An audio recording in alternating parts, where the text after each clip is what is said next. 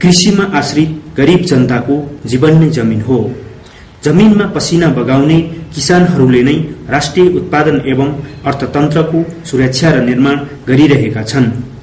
यसरी किसानहरू नै देशको प्रमुख उत्पादक शक्ति भए तापनि वास्तविक किसानहरूको जमिनमा स्वामित्व छैन।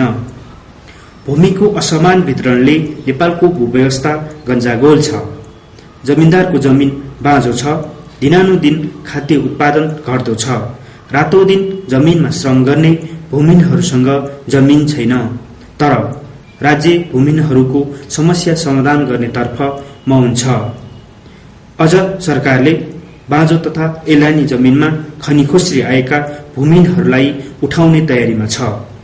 राज्यले भिर पाखा खोला खोल्सी र वनको खाली चौरीमा वृक्षारोपण गर्दैन। उल्टै संरक्षण गरेर बसेका भूमिहीन सुकुम्बासी हटाउन रणनीति तयार गर्छ।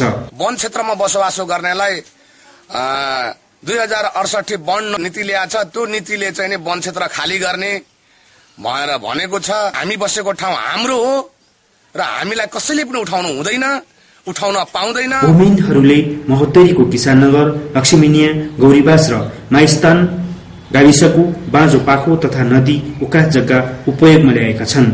यस्तो जग्गामा भूमिहीन सुकुम्बासीहरूले वृक्षारोपण र खेती गरी उत्पादन बढाएका छन्। किसाननगरका 49 घर सुकुम्बासी परिवारले रातो खोलाको किनारमा 12 हेक्टर जग्गामा 16,000 बिरुवा लगाई उपयोगमा ल्याए। 12 हेक्टरमा 16,000 बिरुवा लगाए। महोत्तरीको रातो खोला, भक्सी खोला, जगा खोला, गडन्दा खोला र मडाहा खोलामा यस्ता हजारौं बिघा जमिन बाँझो छ। सरकारले यस्तो जग्गामा न आफू वृक्षारोपण गर्छ न भूमिहीन किसानलाई खेती गरेर खाने अधिकार दिन्छ। हामी सुकुम्बासी हौ हैन, हामीलाई चाहिँ जंगल पनि चाहिन्छ र जमिन पनि चाहिन्छ। हामी यस्तो बाँझो प्रति जग्गामा हामी बिरुवा लगाएका छौं। मडाहा खोला नदी उका जग्गामा 34 जना भूमिहीन किसानले 7 बिघा जग्गामा खेती गर्न थाले। अहिले 20 बिघा बाँझो जमिन उपयोगमा आएको छ।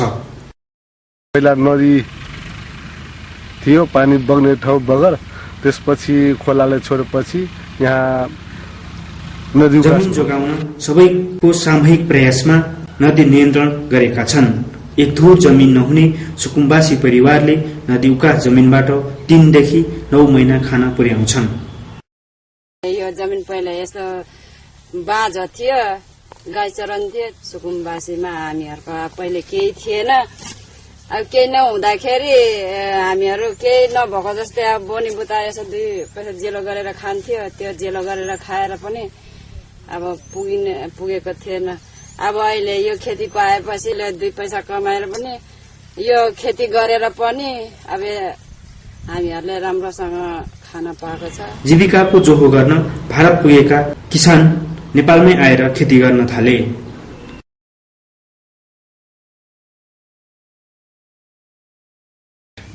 पहले हम सब सर दिल्ली पंजाब खटे चली तैयो ने पुगी चली खाए लगी।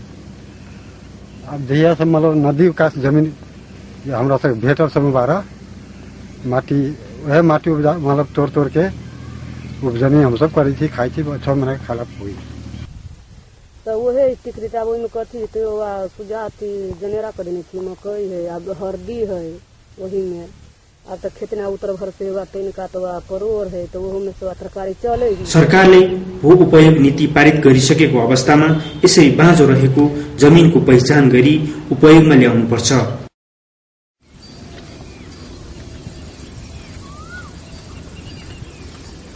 जमिनको प्रकृति हेरी खेती गर्नुपर्छ, जसले खाद्य उत्पादन वृद्धि भई भूमिहीन जनताको जीविकामा सुधार हुन्छ। यो पाको जग्गामा चाहिँ बिरुवा रोप्ने, सिंचित जग्गामा चाहिँ खेती गराउने,